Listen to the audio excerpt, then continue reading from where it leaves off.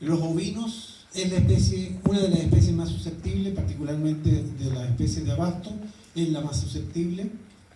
Y muchas veces los corderos que son infectados con una carga masiva de metacercaria en un breve periodo de tiempo, es muy probable ni siquiera que alcancen a tener adultos con su hígado, porque el daño hepático es tan grande que genera mortalidad, porque hay destrucción de un órgano que ustedes saben que es vital, un órgano blanco como es el hígado, que recuerden que es un órgano vital para la vida. El hígado es constructor de proteínas, constructor de glóbulos rojos, detoxificador, etc. Cumple un montón de funciones que hacen incompatible con la vida de un animal o una persona incluso, que el hígado esté destruido.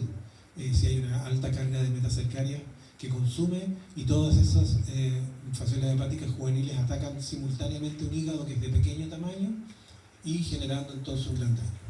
Pero cuando el animal sobrevive, es posible que veamos signos clínicos como por ejemplo eso. ¿Eso de ahí qué sería? ¿Qué tiene ese ovino? Es un aumento como en una papada, ¿no es cierto? Eso no es normal en un ovino. Eso es probablemente edema submandibular. En el campo, ese signo clínico muchas veces la gente lo conoce con el signo de la botella. Ahí hay otro concepto que uno puede, que le digan a uno en el campo, uy, mis animales tienen la botella. Perfecto, ese signo entonces significa que lo más probable se están refiriendo a que haya un edema submandibular. Y uno de los agentes que puede producir edema en zonas bajas del cuerpo es fasciola, porque cualquier daño hepático puede en algún caso, sobre todo si es algo subagudo o más bien crónico, pasando a crónico, puede entonces presentar edema. Ayer alguien preguntaba qué era ascitis. Yo les decía que el líquido de la cavidad peritoneal, precisamente la fasciolosis crónica, puede que el animal cuando hagan una necropsia encuentren ascitis. Y no solo edema en esa cavidad, sino que, por ejemplo, en partes bajas del animal. A su derecha, en cambio, lo que tenemos es un hígado sin color hígado. Ese no es el color normal de un hígado. El color normal de un hígado, ya dijimos, que es de color concho de vino, un poco más oscuro que las sillas en las cuales están sentados. De hecho, si se han fijado, esta sala tiene las sillas del medio más oscuras que las de los extremos. El color de las sillas del medio es más o menos el color del hígado, podríamos decir, si fuéramos hablando de degradés de colores. Acá está más parecida a las sillas que están más a la derecha o izquierda de ustedes. Eso significa que el animal sufrió un gran ataque masivo de fasciolas hepáticas juveniles, probablemente con un consumo importante de metacercaria en un breve periodo de tiempo, y ese órgano está anémico. ¿Por qué razón? Porque el hígado es destruido no solo en su parénquima, sino que también en los capilares sanguíneos que lo irrigan. Y el hígado es un órgano muy sangrador, ¿ya?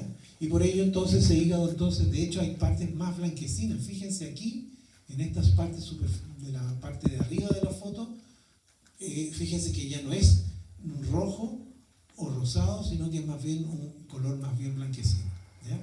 Y si se fijan además en la superficie corporal, el hígado es un órgano liso, brillante y liso. Y acá este hígado no solo está brillante, sino que está lleno de cicatrices. Y esas cicatrices no es más ni menos que por la fasciola hepática juvenil que yo les decía que rompía, ¿no es cierto?, la cápsula de Gleason del hígado, generando lesiones o cicatrices, ¿ya? Parecido con cuando una persona tiene acné, ¿no es cierto?, y se le rompe la piel y después cicatriza, quedan rastros de esa lesión, pues en el hígado también ocurre lo mismo. Entonces, esas lesiones en la superficie hepática podrían deberse a una carga importante de fasciolas hepáticas juveniles que entraron en ese hígado, ¿ya? Ahora, si yo busco adultos en ese hígado, por el breve periodo de tiempo que ha pasado, es muy poco probable que encuentre fasciolas hepáticas adultas en el canal urobiliar, porque ese animal lo más probable es que falleció. Y está ese hígado en esas condiciones porque el animal tuvo una hemorragia grave, tuvo una falla hepática grave, porque el hígado está muy afectado. ¿Cuál es la prepatencia de esta enfermedad parasitaria? Es una prepatencia que es de 8 a 12 semanas, es decir, de 2 a 3 meses de prepatencia. Por lo tanto, el animal comió la metacercaria hoy y en 8 a 12 semanas más recién va a estar eliminando huevos al medio ambiente. Por lo tanto, pasó mucho tiempo entre la infección y la eliminación de huevos. Y cuando hay eliminación de huevos significa que recién allí hay adultos. Entonces, si comió muchas muchas metacercarias en breve periodo de tiempo, estas lesiones están allí por lo menos hace un mes o menos de un mes. Y eso significa que es imposible encontrar fasciolas hepáticas adultas en el canalículo biliar y menos aún huevos en las heces de esos animales. ¿Okay? Ahí el diagnóstico: ¿se podría buscar la fasciola hepática juvenil en el hígado? Sí, se puede, pero es difícil porque es muy pequeñita, pero se puede. Pero también se puede buscar respuesta inmune del animal contra la fasciola. Bueno, acá vamos a ver signos clínicos asociados y representados por una gráfica. Dice, cuando hay fasciola hepática, miren qué error hay ahí. ¿Ven ahí en la flecha? Tiene tilde. Hepática en español se tilda, pero en latín no. Los nombres científicos nunca llevan tilde porque están escritos en latín. Entonces hay un error muy grave. Si es un texto técnico o científico, eso no debería estar con tilde. Ese es el nombre del parásito. Dice, modificaciones en el número de glóbulos rojos en terneros post-infestación con 1000 metacercarias. Entonces, ¿qué es lo que hicieron acá? En este día X, ¿no es cierto? 0, en el día 1 infectaron con 1000 metacercarias y fíjense, los infestados, dice acá, pero los infectados debería ser, porque no es un ectoparásito, es un endoparásito. Ahí hay otro error. Fíjense, están los glóbulos rojos y empiezan a decaer a los 15 días. En cambio, en los animales controles, fíjense, los glóbulos rojos se mantienen sin baja importante. Acá a los 15 días es muy importante, después de haber comido 1000 metacercarias, que eso está demostrando una carga importante, una carga elevada de metacercarias que van a consumir animales jóvenes. Después acá modificaciones en los niveles de albúmina sérica en terneros post-infestación con 1000 metacercarias. Nuevamente, los controles. Fíjense los niveles de albúmina. Eso se supone que son los normales. Fíjense en un individuo infectado. Baja, trata de recompensar, pero después decae, cada vez decae más, porque el hígado, el tejido noble, está destruido. El hígado es un tejido tan noble que lamentablemente no se puede reparar con células nobles de nuevo. Se repara con fibrosis y se mantiene la forma, pero no la funcionalidad. ¿Se acuerdan de eso cuando han hablado en algún minuto en la carrera? Cuando hay fibrosis de un tejido, se reemplaza la célula por una célula fibrosa. Y esa célula fibrosa solo le repone la forma, pero no la funcionalidad.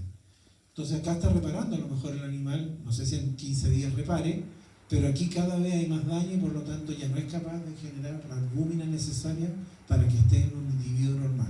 Si baja la albúmina sérica, bajan las proteínas en la sangre, inmediatamente el agua que queda de sobra, entre comillas, la presión oncótica hace que el agua excedente, salga del vaso sanguíneo y pasa al intersticio, y ahí se genera el fenómeno de edema. ¿Ya? Fasciola hepática, cambios en el peso de terneros post-infestación, post-infección con 1000 metacercarias. Los animales controles, a medida que van aumentando de edad, van creciendo. Son semanas, no días, perdón. Semanas dice acá abajo, no me había fijado. Y los infectados, en cambio, fíjense que no son capaces de crecer después de la infestación. Se mantienen en un plató. Claro, a lo mejor no hay signología clínica evidente, pero el peso, yo veo que los animales no están engordando como debieron engordar. Bien, esto es lo que vemos en matadero. En matadero vamos a ver un hígado con un cordón blanquecino que lo atraviesa. Ustedes cortan el cuchillo, ese cordón blanquecino, que no es más ni menos que un canalículo biliar engrosado y que en su interior tiene muchas fasciolas hepáticas. Todo eso, cada una de ellas, hay 1, 2, 3, 4, 5, 6, 7, 8, 9, hay otra, todas esas son fasciolas hepáticas. Y fíjense que es del mismo color del hígado. ¿Ya? Ahí lo mismo, fasciolas hepáticas extraídas desde un canalículo biliar, demostrando que el animal está infectado con fasciolosis. Esto ya, claro, en el cuadro crónico, ¿no es cierto?, en que tenemos el animal con adultos en el canalículo biliar. Esto es lo que se ve, ¿no es cierto? Aquí había un ligamento, por lo tanto eso blanquecino no es un canalículo biliar engrosado, pero aquí sí hay canalículos biliares engrosados, blanquecinos, todo eso. Si ustedes cortan con el cuchillo aquí, es muy probable que salgan fasciolas hepáticas como esta. Miren que se ve bonita ahí. Ahí está la ventosa anterior, ahí está la ventosa, perdón, esa es la boca, y por acá debería estar la ventosa ventral. Bien, esto lo habíamos dicho, pero quiero que lo entiendan. Esta es una diapositiva que dice cuán resistentes son los animales, distintos tipos de animales, a fasciola hepática. En otras palabras, cuáles son los animales más sensibles también al parásito. Entonces, por ejemplo, dice que quienes tienen una alta resistencia al parásito son los cerdos. Moderada resistencia, los bovinos, los humanos y los roedores. Y quienes tienen una baja resistencia son los corderos y los équidos. A pesar de que los équidos también tienen una baja resistencia, es decir, una alta susceptibilidad, siempre el ganado más afectado lejos son los corderos, es decir, las crías de los ovinos. ¿Ya? Recuerden eso. Nunca hay que recomendar tener corderos o producción ovina en un sector donde sepamos que hay fasciola hepática. Si ustedes ven que hay un lugar lleno de terrenos inundables, que haya sequías, obviamente va a haber caracol y colocan individuos infectados, que no solamente son los animales domésticos, pueden haber conejos naturalmente infectados y va a mantener el parásito allí, y ustedes meten ovejas o corderos ahí, van a tener mortalidad, van a tener bajo crecimiento, baja producción de leche o de lana. Y si insisten en hacer eso, no van a lograr nunca establecer un buen sistema productivo, porque están cometiendo un error de colocar al animal más susceptible en el lugar donde más propiciamente se va a dar este parásito. ¿Ok? Diagnóstico de rutina en el animal vivo es sacar muestras de heces y hacer como diagnóstico de rutina el coproparasitario de sedimentación. ¿Y qué vamos a buscar allí? El huevo de fasciola, grande, ovalado, con un opérculo en uno de sus extremos. Lamentablemente tiene desventajas esta técnica. Obviamente no es 100% sensible. Los datos indican que la mejor sensibilidad es alrededor del 70%, como máximo 80%. Cualquier técnica diagnóstica que tenga una sensibilidad menor al 90% no es una técnica adecuada. Sobre el 90% es una técnica espectacular. Por lo tanto, el coproparasitario no es una técnica, no es la mejor técnica, pero es la que hay para hacer un diagnóstico de campo, barata, rápida de hacer y que se necesita muy poca implementación. Se necesitan los materiales para preparar la muestra, el microscopio o la lupa y el conocimiento de reconocer los huevos. También el tiempo de cada muestra es alto. Y lamentablemente si un individuo está infectado pero no tiene adultos todavía en su interior formados, es decir, están en la etapa prepatente, no vamos a poder diagnosticar a los animales que están en la etapa prepatente. También en los animales que tienen baja carga, la sensibilidad de la técnica también es baja. Y hay animales como por ejemplo el caballo que no tiene vesícula biliar. ¿Se acuerdan anatómicamente? El caballo no tiene vesícula biliar. Al no tener vesícula biliar, la eliminación de huevos a las heces es más intermitente. Por lo tanto, siempre en un equino se debe hacer un coproparasitario seriado para este parásito. En el resto basta con una sola toma. Pero para el equino, si sospechan de fasciolosis, debe hacerse un coproparasitario seriado de sedimentación. ¿Cómo se ven los huevos? Ahí están, teñidos con yodo o con lugol. Cada una de esas huevitos oscuros teñidos con el color lugol son huevos de fasciola hepática. ¿Por qué se reconocen que son huevos de fasciola hepática?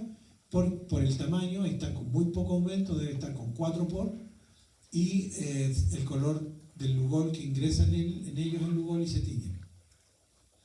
¿Existen las pruebas serológicas? Sí, existen. tienen una buena eficiencia, sí, en la medida que el antígeno que se utilice sea de buena calidad y sea un antígeno de secreción del parásito.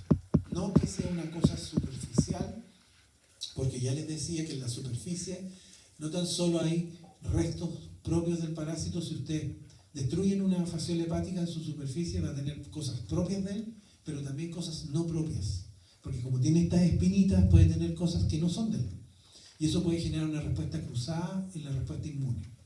En cambio, si ustedes sacan los elementos de excreción-secreción, es decir, cultivan la fasciola en un medio ambiente que permita que coma, pero a la vez vaya botando los metabolitos de esa alimentación, eso es lo que se debe utilizar como antígeno. ¿Y qué va a suceder con eso? Que la sensibilidad y la especificidad de la prueba va a aumentar. Hoy día hay un kit comercial que se está utilizando con el apoyo del laboratorio que lo trae importado a Chile, tratando de convencer a los productores, por ejemplo, de la industria láctea de bovinos, que lo utilicen como una técnica diagnóstica de rutina. El problema es que las personas que trabajan en esos rubros muchas veces son bien poco dúctiles de cambiar técnicas diagnósticas. Prefieren el coproparasitario, que tenemos el problema de la sensibilidad y que no detecta prepatente. En cambio, la serología es capaz de detectar prepatente, es decir, antes que lleguen adultos, y segundo, que además es más sensible y específica, sobre todo si se trabaja con antígenos de excreción-secreción. Hoy día hay una técnica que se busca anticuerpos en la leche. Entonces imagínense, ni siquiera tienen que sacar sangre en el animal, sino que se puede utilizar la misma leche que se saca obviamente cuando se va a lactar la leche, la vaca, perdón, se va a ordeñar la vaca, esa leche se puede utilizar una fracción muy pequeña de ella para ver si hay anticuerpos contra fasciola hepática. Hay un kit diagnóstico al respecto. ¿Qué pasa en Chile ahora? Chile, bueno, su clima está cambiando, no solo en Chile, en el mundo entero. Pero imaginémonos estos datos, son datos antiguos, ya les he dicho que estas fotos son demostrando lo antiguo que se ha estudiado esta enfermedad parasitaria. Aquí hay distintos lugares de Chile: Talca, Los Ángeles, Temuco, Valdivia, Puerto Montt, Coyhaique, Punta Arenas.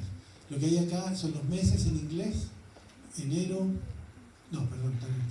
julio, agosto, septiembre, octubre, noviembre, diciembre, enero, febrero, marzo, abril, mayo y junio. Acá está julio. ¿Qué es lo que hay acá anotado? La temperatura promedio mensual. Yo les voy a dar un dato. La fasciola hepática en el medio ambiente se da, es decir, el miracido resiste, el caracol está reproductivamente funcionando y el caracol, dentro del parásito, se está reproduciendo y las cercarias son capaces de resistir, salir al medio y transformarse en esta cercaria cuando la temperatura promedio mensual es sobre 10 grados Celsius. Ese es el límite. De 10 para arriba, pero menos de 30 y algo, 31, 32, pero de 10 para arriba el caracol y el parásito están en óptimas condiciones. Perdón, no en óptimas. Mientras más cerca del 10, lentísimo en todo. Mientras más cerca del 30 y algo, lentísimo en todo. Pero al medio, entre 20 y tantos, 20, 22, espectacular. Entonces uno dice, ¿cuándo son los mejores meses para el parásito? Entonces, si ustedes se fijan en Talca, los mejores meses están a partir de noviembre, diciembre, enero, febrero y marzo. Es decir, tiene 1, 2, 3, 4, 5. 5 meses que está cerca de los 20 y nunca sobre los 30. Y en esos 5 meses, la reproducción del parásito en el caracol es abundante y la eliminación de cercarias al medio ambiente y la inundación de metacercaria en el pasto es abundante. Mientras más cerca se acerca a los 11 o a los 10, no hay mucha parásito en el ambiente ni en el caracol, y cuando es menos de 10 no hay nada. Entonces, ¿cuántos meses son malos en Talca? 1, 2 y 3. Hay 2 más o menos, hay 3 más o menos, 2, 3 más, 4 más o menos, y espectaculares 5. Fíjense ahora lo que ocurre en Punta Arenas. ¿Cuántos meses son espectaculares? Ninguno. ¿Cuántos meses son más o menos? 1 o 2. ¿Y cuántos meses son malos? El resto. 10 meses malos y 2 más o menos. En esos 2 meses más o menos no alcanza a cubrir ningún ciclo. Precisamente Punta Arenas o la región de Magallanes hasta el día de hoy está libre de fasciolosis por razones climatológicas. En algún minuto también se pensaba que porque no había caracol. Lamentablemente hoy día, en el 2016, se detectó por primera vez que existe un limnea, más de un limnea dando vuelta en Punta Arenas. Por lo tanto, el cambio climático, al parecer, ya permitió que se establezca el caracol. Y lamentablemente, si empiezan a aumentar los meses, más o menos, y aparece un mes bueno en Magallanes, es posible que podamos, si es que llega a fasciola, se pueda establecer fasciola porque está el caracol ya. Antes no estaba ni el caracol ni el parásito. Hoy día está al menos el caracol. Sí. Profe, por ejemplo, en Punta Arenas, en el mes de julio, Sí. ¿qué sucedería con el parásito? Primero, el parásito, si estuviera en el ambiente, el miracillo se muere al tiro, porque es casi congelación. El caracol no podría existir, porque el caracol hiberna. Y el caracol hiberna a partir de los 10 grados para abajo. O sea, con 10 recién empieza a despertar, pero su metabolismo es súper lento. El parásito sabe que entonces no le conviene salir. Por lo tanto, ni el caracol va a reproducirse bien, pero puede existir. Pero el parásito es imposible porque cuando salga el medio ambiente se muere. ¿Okay? Mientras se mantengan esas condiciones climatológicas, entonces podemos mantener libre Magallanes. La región se llama región de Magallanes y Antártica chilena, nunca va a existir fasciola allá. Pero bien Coyhaique. Coyhaique tiene 1, 2, 3, 4, 5 meses más o menos. Y en 5 meses más o menos puede existir el ciclo del parásito. De hecho, en Coyhaique hay fasciola. Muy poca, pero hay. Hay caracol y fasciola. Y en el resto del país, obviamente, a medida que vamos subiendo, mejores condiciones, más fasciola y más caracol. ¿Se entiende? Cualquier cambio climático que mejore las condiciones para el caracol, obviamente pone en riesgo en la región de Magallanes el ingreso de fasciola. ¿Cómo puede ingresar fasciola ahora a Magallanes? ¿Cuál podría ser la forma de ingreso de fasciola a Magallanes? Porque todo animal que nace en Magallanes es libre de fasciola por nacer allá. ¿Cómo podríamos introducir fasciola a Magallanes entonces? Traslado de animales. ¿Conoce alguien Magallanes? ¿Cuál es el animal que más entra y sale de Magallanes? ¿No? No. El ovino es propio de Magallanes. No, ese es un insulto para un magallánico. Que lleven ovejas allá, porque allá están las mejores ovejas, dicen ellos. La mejor genética de ovejas. En lana, en carne, en todo. El equino. El equino es uno de los animales que entra y sale en Magallanes. ¿Y qué les dije yo del equino para el diagnóstico? Que hay que tomar muestras seriadas. Nosotros la primera información que les dijimos a Magallanes cuando vimos estos datos de que empezó a aumentar la temperatura y apareció ya el caracol, ojo con los equinos. Tienen que hacer un muy buen seguimiento de los equinos. Ojalá serológico, pero al menos con parasitario seriado. Y hoy día están en eso. Porque si se les llega a meter fasciola, podría en algún minuto establecerse. ¿Y qué pasa allá? ¿Cuál es la gran masa ganadera que tiene Magallanes? Ovinos. ¿Y qué pasaría con esos bovinos? Córdelos. ¿Sí? Los más susceptibles, quería la escoba, perdón el término, pero técnicamente son los animales más susceptibles. ¿Cómo se llama el grupo que canta? ¿Quedó la escoba? Podría haber mucha mortalidad de corderos por una enfermedad que es muy grave en el cordero. Y más encima, ellos no tienen ni una resistencia, porque nunca han tenido contacto con el parásito. Serían infecciones casi de libro, cuando uno dice una infección en un animal joven, nuevo, que nunca tuvo respuesta. Bueno, ya no hay respuesta ni siquiera en los animales adultos, hasta los animales adultos a lo mejor podrían tener. ¿Ok? ¿Claro? Bien. Bueno, esto es lo mismo. Fíjense, en Lisboa es una ciudad de Portugal que está lleno de fasciola hepática. ¿Por qué? Porque fíjense, de julio a junio es decir, en un año calendario, todas las temperaturas son superiores a 10 grados Celsius. Por lo tanto, hay todo el año fasciosis. Hay todo el año posibilidad de fasciolas. Más lento, más rápido, pero hay condiciones más o menos y buenas o excelentes. No hay ni una mala. ¿Qué ocurre con Islandia? Islandia está acá abajo. ¿Cuándo son condiciones? Y más o menos solamente 1 o 2 meses. ¿A quién se parece? A Punta Arenas. Precisamente Islandia libre de fasciola. Lisboa, una zona hiperendémica de ese país con fasciolosis. Y Londres, fíjense, con algunos meses muy buenos y algunos más o menos, parecido a lo que ocurre en Santiago, o a la región metropolitana, la región central. ¿Chile tiene zonas hiperendémicas? Es decir, donde la fasciolosis es muy alta, sí. Antiguamente se decía que la zona hiperendémica de Chile era la región del Maule. Hoy día, lamentablemente, por el cambio climático, particularmente que también en algunos lugares ha aumentado la precipitación, a pesar que tuvimos un gran tiempo de sequía, esta zona ha ido avanzando hacia el sur, en algún minuto se acortó hacia el norte, se fue trasladando hacia el sur, y el riesgo es que se siga trasladando hacia el sur y lleguemos a Magallanes en algún minuto, tengamos condiciones para que tengamos fasciola. Eso es lo que ha ido ocurriendo. La zona hiperendémica ha ido avanzando hacia el sur, del Maule a la región del Biobío, a la región del Ñuble. Incluso hoy día en Temuco, en la región de la Araucanía, tienen gran cantidad de fasciolosis.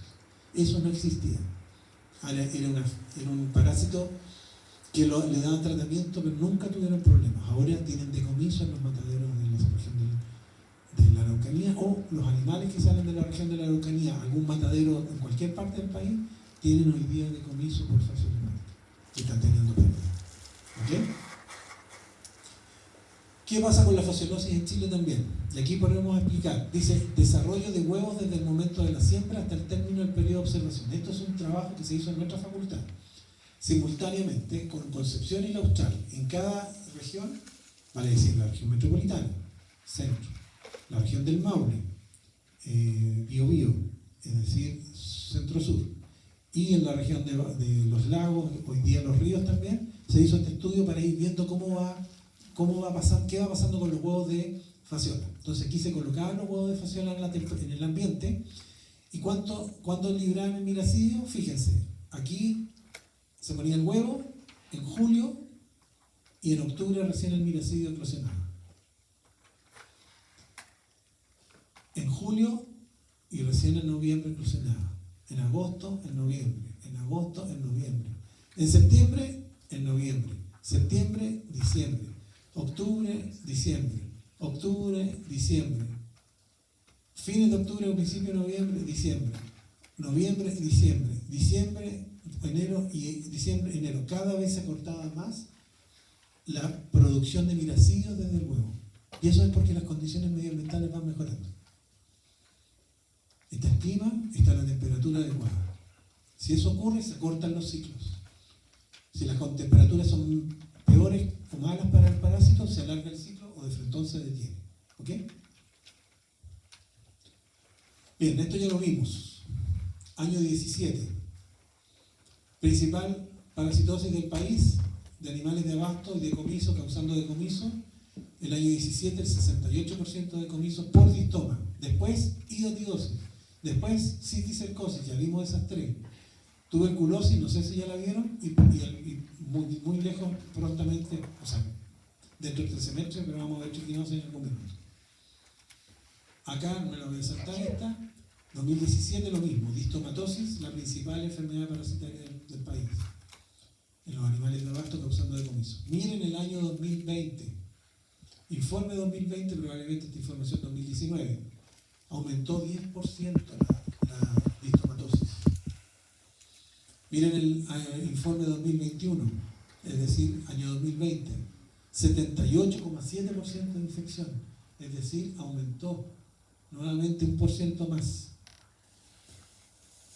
Informe 2022, es decir, año 2021, 75,52%, bajó un poco, pero sobre el 75%. Año 23, es decir, reporte del año 2022, 70,6% de distomatosis. Es decir, bajó, pero sobre el 70% de todas formas. Y año 2024, es decir, lo que ocurrió el año 2023. Acá no sale el decomiso, el porcentaje total, pero sí sale quienes aportan porcentaje de decomiso por distomatosis según especie afectada. Los bovinos, lejos, los más afectados, el 44,43% de los decomisos provino de los bovinos, en segundo lugar de los equinos, en tercer lugar de los ovinos, y eso salieron las 3 especies que aportaron en ese año ese porcentaje de infección. ¿Qué significa eso? Los ovinos son los más sensibles, sin embargo son los que tienen menos fasciola, entendiendo que hay algunos que tienen 0. ¿Cómo explicamos por qué los bovinos tienen tan poca fasciola? Si deberían ser los que más tienen fasciola.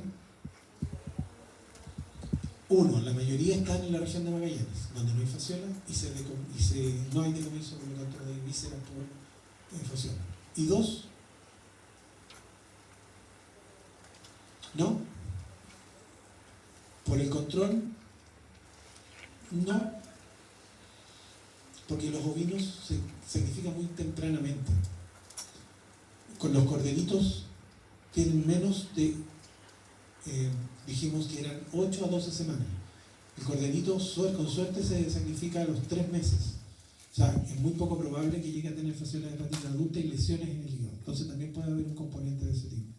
O sea, la gran masa ovina está en una región libre y los que están en la zona donde hay, más encima se mandan tempranamente al matadero, muy jóvenes, y los que salen positivos seguros son animales viejos de esas zonas donde hay fasciola, que son menos.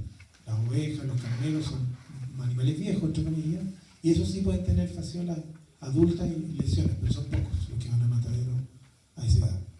¿Ya? ¿Se entiende? Bien. Por lo tanto, los caballos de segunda especie es importante.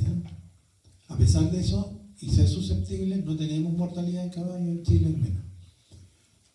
Lo mismo, el 24, pero es cifra 2023, que ha ido pasando con la distomatosis entre el 22 y el 23, disminuyó, dice, no tenemos el porcentaje, pero disminuyó un 33%, disminuyó harto. Y eso puede ser por medidas de manejo, medidas de control, tratamiento adecuado o condiciones climatológicas. Las cercarias a lo mejor están en un lugar donde llega mucha radiación solar, o bien no hay pasto, ya donde había cercarias antes. ¿Por qué? Porque tuvimos muchos años de sequía. Recuerden que el año pasado recién llovió sobre lo normal. Antes de eso teníamos 10 o más años de sequía en algunos sectores de la región de Chile. Y eso también puede haber disminuido la carga parasitaria ambiental, porque ya dijimos que el extremo calor, la radiación, es capaz de destruir las estructuras parasitarias que están en el ambiente, ya sea el huevo o la metacercaria. Entonces disminuye la población de parásitos en el ambiente disponible, y no sé si el caracol también podría estar afectado, pero en una de esas también, porque no hay agua suficiente. Lo mismo el año 24, es decir, lo que pasa el 23, ahí tenemos el porcentaje de decomiso, lo mismo que vimos antes.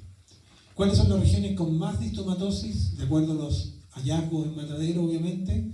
Lejos la región del Biobío. Segundo lugar, la región del Ñuble, que es donde están los mataderos más importantes del país. Y tercer lugar, la región de los lagos y los ríos. Aquí la metropolitana, muy similar a los ríos. Y el resto mucho más bajo. Y fíjense, en el norte, no es que sea cero, no es que no exista fasciola, sino que hay poco ovino, poco bovino y poco animal ahí. Ya la mayoría del consumo de carne proviene de otras regiones. Y el autoconsumo no tiene inspección médico-veterinaria, y por lo tanto no tenemos información de lo que está pasando a nivel predial pequeño o animal traspatio. ¿Ya? Esta es la información oficial. Entonces, ¿dónde hay más fasciolosis? No significa que estas son las regiones que tengan más fasciola, porque son la mayoría de los animales a lo mejor van a esos mataderos, ¿ya? Pero al menos en las regiones del sur y la del centro, al menos Metropolitana, Valparaíso, Coquimbo, son las que podríamos decir que tienen mayor afección. Ahí viene, y les pido que lo lean, porque esta pregunta la hago siempre: ¿cómo controlar la fasciola? Y hay cosas que se pueden hacer, como tratar a los animales, tratamiento estratégico. Cuando haya parásitos, hay que tratar. Por lo tanto, hay que ser coproparasitario o serológico. para ojalá tratar a los animales que tienen carga parasitaria. Basta un huevo de fasciola para indicar tratamiento.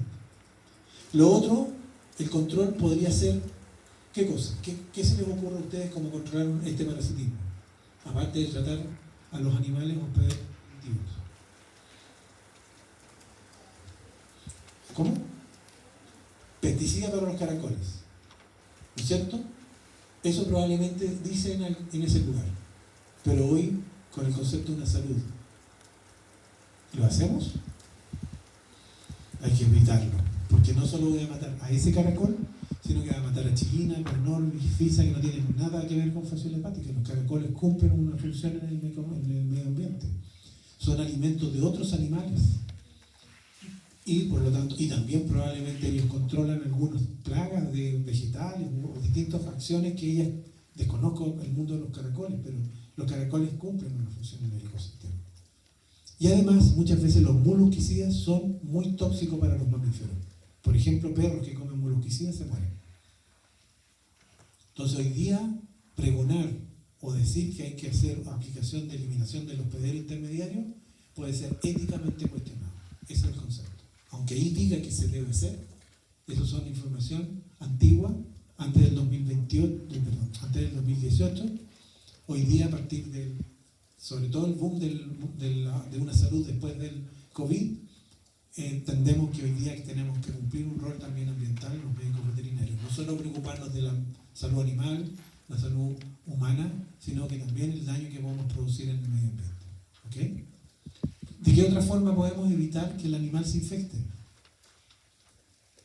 Que no pastoreen cerca de sectores de agua. Perfecto. Ubicarlos, si son ovinos sobre todo, no llevarlos donde hay terreno inundable y donde haya sequía. Llevarlos a terrenos de secano, que solamente están húmedos cuando llueve. No hay aguas naturales. Y eso evita también la infección, porque probablemente no va a haber caracol, y aunque lleguen individuos infectados, si no hay caracol no hay zika. Y los pastos van a estar limpios. Muy bien. ¿Pero qué otra forma? Que también tiene que ver con la alimentación. Voy a hablar 4 cosas, pero ahí van a ver que hay otras. ¿Qué se les ocurre? Los rumiantes, ¿de qué forma se alimentan? ¿Solo pastando? ¿De qué otra forma? Si están en corrales. Concentrado, ya, el concentrado no es pasto, por lo tanto no hay metacercaria, pero siempre necesita fibra el rumiante para mantener activo todo el metabolismo ruminal. Otro tipo de plantas, ya podría a lo mejor, como decía él, ir a buscar pasto en un lugar donde no había metacercaria. Pero otro tema, asociado al pasto. ¿Conocen el heno? ¿Qué es el heno? Es un pasto que se seca en forma artificial. Y cuando se hace buena enificación, también mueren las metacercarias. Y no solo las metacercarias, otros elementos infectantes que puedan estar en ese olfato. Entonces, vean, el control no solo es drogas, no es solo químico, sino que también hay otras medidas de control que uno, si las cranea, va a entender que es lógico pensar en esas otras medidas. Y esas medidas son más naturales, son más respetuosas del medio ambiente, son más sanas también para el animal, etc. ¿Bien? ¿Entendido? Bien. Bueno, y también hoy día tenemos esfuerzos, o sea, no hoy día, hace rato, por lo menos desde que yo estoy en la facultad, nosotros tuvimos 3 años seguidos proyectos Fondesit trabajando en el área de la búsqueda de diagnóstico en individuos en etapa prepatente con fasciola hepática. Y avanzamos mucho, por muchos años. Estoy hablando entre el año 92 hasta el año 2002. O sea, casi más de 10 años. Trabajando solo en el modelo fasciola hepática, buscando respuesta inmune, buscando técnicas muy sensibles y específicas para evitar que los animales tengan fasciola, buscando una herramienta diagnóstica temprana para hacer tratamiento estratégico cuando estén con fasciola hepática juvenil. Y no solo adultos, porque el adulto es el que bota huevos, pero el juvenil no. Y si yo busco una droga que mate juveniles, voy a evitar que llegue a adultos y de eso disminuyo la carga parasitaria en el ambiente. Hay una droga que hasta el día de hoy se utiliza que además de matar adultos, porque yo les he dicho, la gran mayoría de las drogas antiparasitarias matan solo adultos, muy pocas preadultos y casi ninguna larvas. Bueno, la droga que es contra la fasciola hepática y que mata a preadultos se denomina triclavendazol, que hasta el día de hoy se usa, pero se ha abusado de ella. Y al parecer ya hay fenómenos de resistencia en algunas especies, por ejemplo en el equino. Y el triclavendazol tiene la gracia entonces de matar no solo adultos, sino que preadultos. Con ello apago, entre comillas, el incendio de evitar que hayan huevos en la pastura. Pero para saber que están en estado de prepatente, antes de que eliminen huevos, tengo que tener técnicas al respecto. Pues bien, simultáneamente, mientras se buscaban buenas técnicas diagnósticas serológicas para identificar a esos individuos en etapa prepatente, se empezó a trabajar con esos mismos antígenos para ver si servían como vacunas. Y les puedo decir que recientemente el mismo grupo con el que yo hice mi tesis doctoral en España ha logrado por primera vez demostrar daño en fasciola hepática por una vacuna que se está intentando utilizar.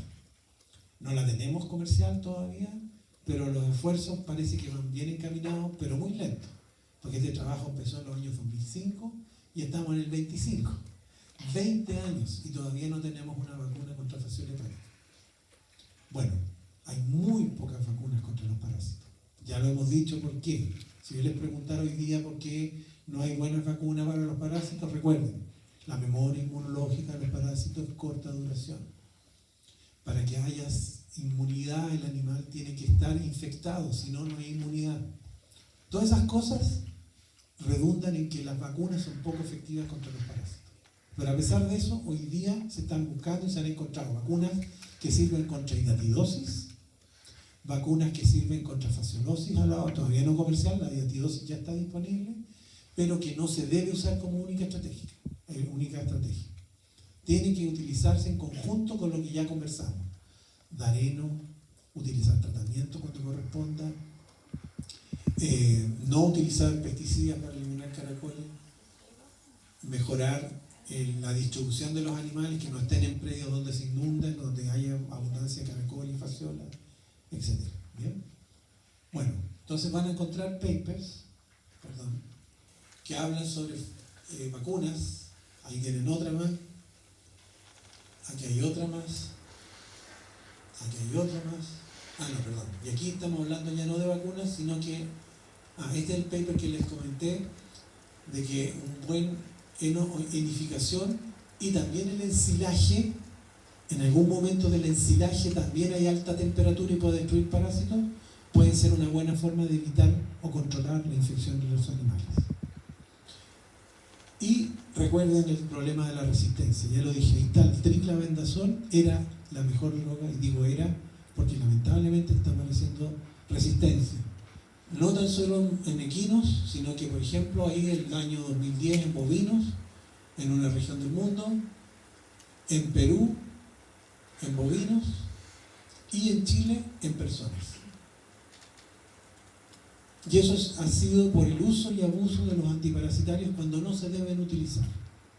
Uno dice ya todos los septiembre, todo, como vimos que aumentan las temperaturas, mejora el ambiente, va a recibir más metacercaria. Entonces trato a los animales a fines del verano, comienzos del verano, y repito, a fines del verano, comienzos del otoño. Esa era la estrategia que se hacía. Pero eso sin mirar si había carga parasitaria. Y eso no debe hacerse hoy. El tratamiento se hace cuando hay parásitos. ¿Ok? Salvo que desconozcan el estatus sanitario y lleguen por primera vez a un predio y preguntan si han desparasitado y le dicen, no, hace mucho tiempo que no desparasitamos, y uno ve a los animales que están flacos, etc.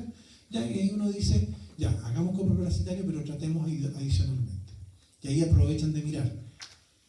Sacan muestras, ven cantidad de huevos por gramo en esos animales antes de tratamiento, tratan, y el día subsiguiente de tratado vuelven a tomar muestras y comparan los valores de cuánto bajó en la carga de huevos. Si la carga de huevos bajó más del 90 a 100%, significa que el antiparasitario anda perfecto. Pero si la carga de huevos bajó menos del 90%, 80, 70, 60 o menos, hay fenómeno posible de resistencia. ¿Qué hay que hacer ahí?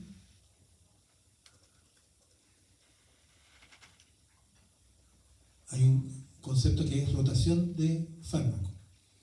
Cambiar el fármaco y buscar uno que sea eficiente. Pero debo conocer el mecanismo de acción de ese fármaco. Si utiliza un fármaco que tiene el mismo mecanismo de acción del que está teniendo problemas, es como no haber cambiado el fármaco. Si cambio el fármaco a un mecanismo de acción distinto, es probable que tenga éxito terapéutico. ¿Entendido? Sí.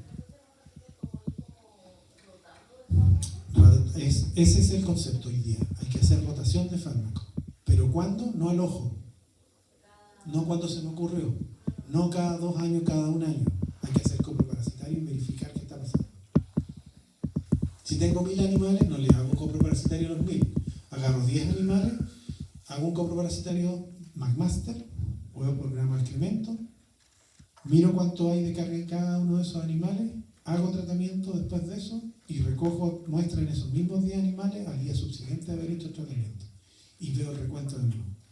Si en el que partió tenía 10 huevos por gramo y en el segundo, después del tratamiento, aparece un huevo por gramo, tuve una eficiencia sobre un 90%, perfecto, el fármaco está perfecto y trato a todos los animales. Si al contrario, de los 10 animales hay 9 que siguen con parásito y 1 tiene eficiencia, significa que tengo un 10% o menos de eficiencia. Significa que ese antiparasitario ya no funciona. Y ahí debo hacer rotación.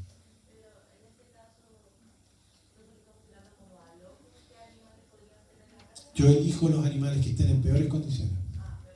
Claro, porque la signología clínica del parasitismo no es ir a tomar temperatura, no necesariamente ir a pesarlo, sino que ver si tiene el pelo hirsuto, ver si está más flaco, ver si tiene otras signologías asociadas al parásito, que puede ser dificultad respiratoria, etc.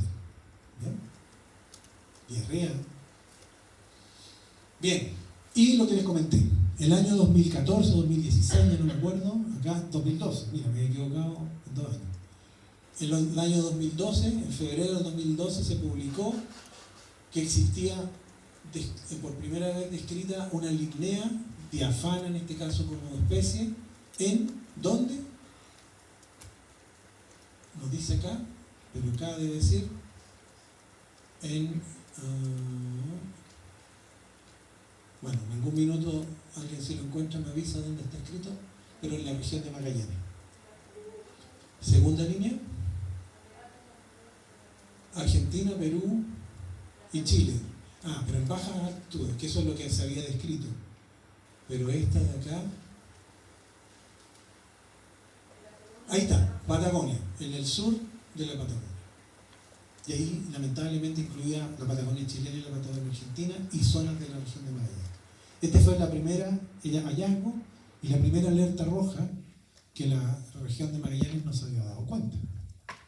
Y ahí les advertimos para que tuvieran ojo con lo que podía ocurrir con fasciola en esa región. Ese es el caracol encontrado. ¿Hacia dónde abre? Hacia la derecha. Pucha, no tiene colores, tiene rayitas, pero créanme que es una línea. ¿Ya? No es oscura. Y este es un trabajo que mostró la coinfección de fasciola hepática, por ejemplo, con equinococcus granulosus en bovinos de matadero. Que también se los coloqué en la presentación. Preguntas, dudas, aclaraciones. Estamos súper bien colados. Si no hay preguntas, dudas, aclaraciones, espero que se den cuenta que hoy día ocupamos 2 horas para hablar de una sola enfermedad. Entenderán que esta enfermedad es muy importante. Entenderán que cada vez que hagan una prueba de parásito, tengan un examen de titulación, es muy probable que esta enfermedad aparezca en alguna pregunta. Pero no estudien porque se lo van a preguntar, sino que estudien porque es la principal enfermedad parasitaria en los animales de abasto, y si ustedes se dedican a esto, tienen que saber de ella. Además zoonótica, y peor aún, hoy día por el cambio climatológico tenemos el riesgo de que exista en todo el país, y justo en la zona donde están los animales más susceptibles. Bien, que tengan buena mañana.